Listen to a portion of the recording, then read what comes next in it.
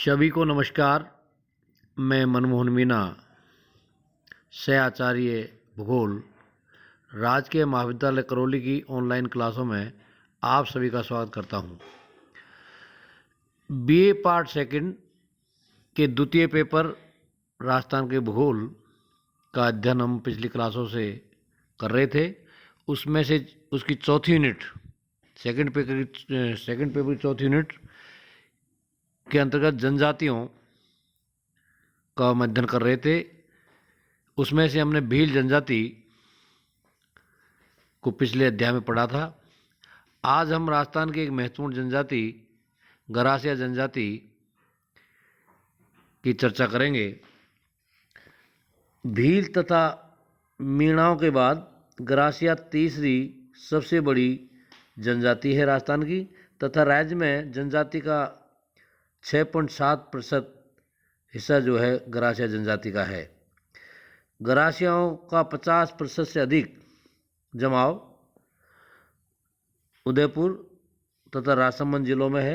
इसके अलावा झालावाड़, कोटा, सिरोही, बारा जिलों में भी बहुलता से पाए जाते हैं।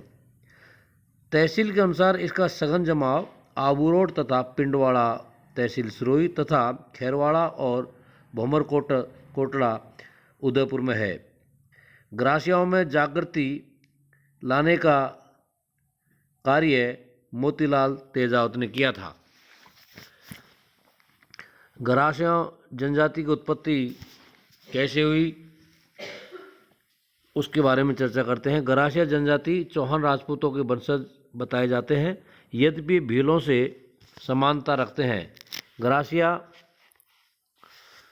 लोक कथाओं के अनुसार ये लोग भगवान रामचंद्र का वंशज तथा अयोध्या के निवासी है। अयोध्या से आकर इनके पूर्वजों ने बैराट राज्य में राज किया, जहां उनके राजा को ठौर थी। ग्रास छोटे टुकड़ों को कहा जाता है। कर्नल जेम्स टार्ड ने इनकी उत्पत्ति गवाह शब्द से मानी है।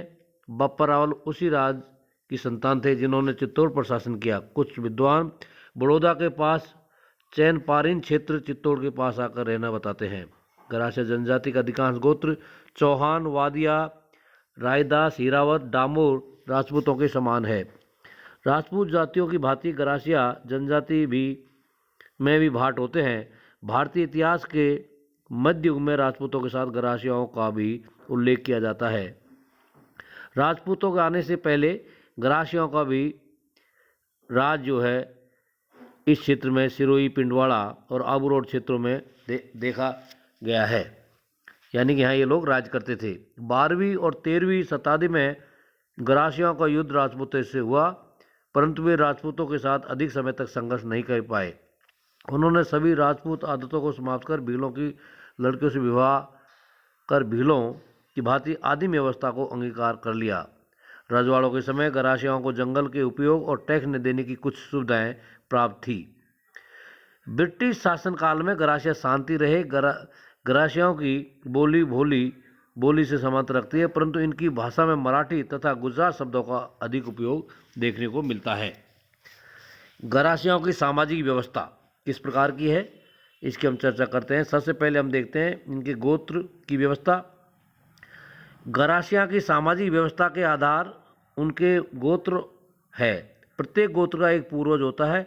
यह पूर्वज वास्तविक अथवा काल्पनिक होता है। गोत्र के वंश समूह का उद्गम किसी संस्थापक से माना जाता है। एक ही गोत्र और के सदस्य एक दूसरे के भाई बहन माने जाते हैं। गरासिया आदिवासी छिटपुट गांव में रहते हैं। गरासियाओं के गांव पहाड़ी क्षेत्र में दूर दूर तक छिटपुट रूप में देखने को मिलते हैं। गांव में सबसे छोटी इकाई फालिया है। एक ही गोत्र के लोगों की एक छोटी इकाई को फालिया कहा जाता है। संपूर्ण गरासिया 2 पट्टों में बटे हैं। भाखर पट्टा में 24 गांव आते हैं। ये गांव 8-8 के 3 उप भागों में बटे हुए होते हैं। नातेदारी संगठन।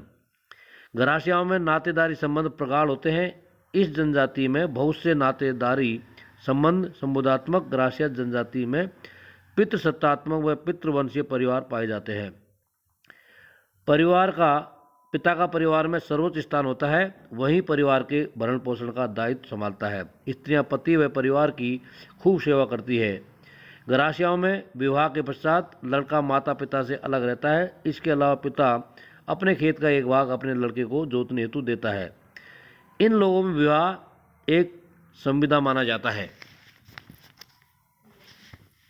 और उसका आधार वधु मूल्य होता है। इस जनजाति में प्रेम विवाह भी प्रचलित है। लड़के व लड़कियां अपनी मर्जी से अपना साथी मेले आदि में चुन लेते हैं। सामान्य रूप में इस जनजाति में सभी जनजातीय विवाह प्रणाली प्रचलित है। वर पक्ष को दापा देना पड़ता है। दापे की राशि पहले 16 रुपये थी, आज यह बढ़कर हजारों में पहुंच गई है। इस जनजाति ने बहुपत्नी प्रथा तथा गमेती द्वारा अनमेल विवाह की कुरीतियां को नहीं माना जाता है। यानी कि इस तरह की व्यवस्था इस जनजाति में देखने को नहीं मिलती है बहुपत्नी प्रथा की। गरासिया में 3 प्रकार के विवाह प्रचलित है। मोरबंदिया विवाह के अंतर्गत विवाह बहुत कुछ हिंदुओं में प्रचलित ब्रह्म विवाह के अनुरूप होता है। इस विवाह में फेरे, चोरी, मोर बांधना आदि रस्में पूरी की जाती है। पहरावना विवाह ये दूसरे प्रकार का है, में नाम मात्र के फेरे होते हैं। ताड़ना विवाह में न तो कोई सगाई की रस्म पूरी होती है और न ही चोरी और फेरों की रस्में पूरी होती है। इस प्रकार के विवाह में वर पक्ष कन्या पक्ष को कन्या मूल्य वैवाहिक भेंट के रूप में देता है। गरासिया जनजाति में विधवा विवाह का भी प्रचलन है। एक विवाहिता स्त्री से कोई दूसरा पुरुष उसके जीवित पति को वैवाहिक भेंट देकर विवाह संपन्न कर सकता है। इस जनजाति में पलायन, मेलवो, दीतवारिया, खेवना और ओटा सोटा अथवा अट्टा सट्टा विनिमय विवाह का भी प्रचलन है। अब हम चर्चा करते हैं गरासियाओं की वेशभूषा तथा खान पान की। गरासिया जनजाति की अपनी विशिष्ट वेशभूषा के लिए पहचान है। गरासिया महिला का रंगीन घाघरा 18 मीटर कपड़े का होता है। गरासिया जनजाति की महिलाएं आभूषण प्रिय होती है तथा चांदी, पीतल और रागा के आभूषणों से अपने शरीर को ढकती है। गरासियों का मनपसंद भोजन राव या रावड़ी है। रावड़ी मक्के के आटे और छाछ से बनती है। गरासियों का विशेष भोजन चूरमा, लापसी, मालपुआ इत्यादि है। वे महुआ से बनी शराब का सेवन करते हैं और उसे ईश्वरीय वस्तु के रूप में मानते हैं। शराब पीने से पूर्व शराब की प्रथम धार वे अपने पूर्वजों और परिवार की देवियों को अर्पित करते हैं। आतन वे मांसाहारी भी होते हैं, परंतु वे शाकाहारी भोजन का भी सेवन करते हैं। अब अपन गरासिया जनजाति की धार्मिक आस्था तथा मेले व त्योहारों की चर्चा करते हैं। गरासिया जनजाति आत्मवाद और प्रकृतिवाद में विश्वास रखती है और इसके अतिरिक्त वे भगवान शंकर, कृष्ण, हनुमान, इंद्र, शेषनाग आदि को भी पूजते हैं। शेषनाग आदि को भी पूजते हैं। उनका भूत प्रेतों में भी दृढ़ विश्वास होता है। गरासियाओं में मेलों और त्योहारों का बहुत महत्व है। इस जनजाति में 3 प्रकार के मेलों का आयोजन किया जाता है। स्थानीय मेले, संभागीय मेले और सबसे बड़ा मेला। स्थानीय मेले इस जनजाति के स्थानीय देवी देवताओं की उपासना एवं त्योहारों से जुड़े होते हैं। दूसरे प्रकार के मेले भाखर, बाराजी पट्टी में होते हैं और इनका स्थान प्रतिवर्ष बदलता रहता है। तीसरी प्रकार का मेला सबसे बड़ा होता है। इसे मनखारो मेला अर्थात आम आदिवासियों से आरंभ होते हैं। वैशाख मास में काकतीज के दिन नया वर्ष आरंभ होता है। इसके द्वारा इसी दिन शुभ कार्य करने का प्रयास किया जाता है। इसके अलावा शिवाया का गौर मेला, काटेश्वर का मेला, नेवटी का मेला, अंबाजी का मेला, देवला का मेला आदि प्रमुख है। गरासिया जनजाति गणगौर के त्यौहार को धूमधाम से मनाते हैं। गणगौर के दिन पूजा के बाद गौरी की प्रतिमा का जुलूस के रूप में निकाल कर पानी में विसर्जन किया जाता है। गरासिया जनजाति का गौरी नृत्य, गौरी पूजा भी इस बात का द्योतक है कि यह पार्वती के विशेष भक्त होते हैं। यानी कि गौरी नृत्य जो है गौरी पूजा के लिए किया जाता है।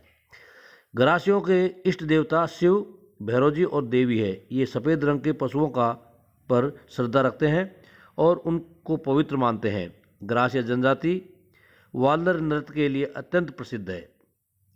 यह नृत्य धीमी गति से चलता है। इस नृत्य में किसी वाद्य यंत्र का प्रयोग नहीं होता है। गीत की लय के साथ पद संचालित होते हैं। गीत अत्यंत लयात्मक होता है।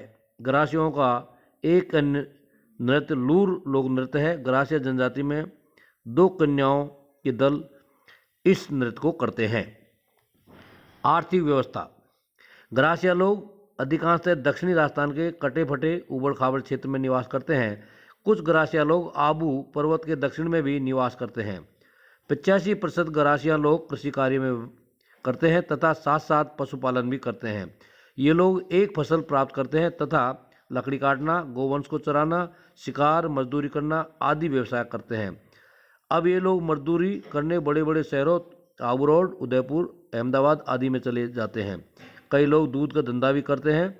इनमें से नौकरी में बहुत कम लोग आ पाए हैं। तो इस प्रकार से जो राजस्थान की एक महत्वपूर्ण जनजाति है गरासिया, इसकी हमने चर्चा की।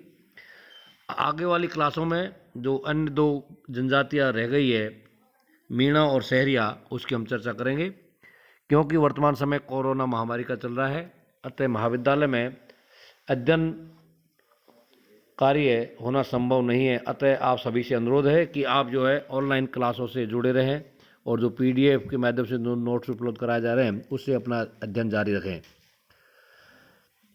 क्योंकि वर्तमान समय कोरोना महामारी का चल रहा है, अतः आप सभी से अनुरोध है कि आप जो है 2 गज की दूरी का पालन करें, मुंह पर मास्क लगाएं, बाहर से आने पर हाथों को सैनिटाइज करें, पानी से धोएं और कोरोना महामारी से होने वाले नुकसान के बारे में अपने आस पड़ोस और रिश्तेदारों को बताएं ताकि इससे जो है अधिक नुकसान ना हो। धन्यवाद।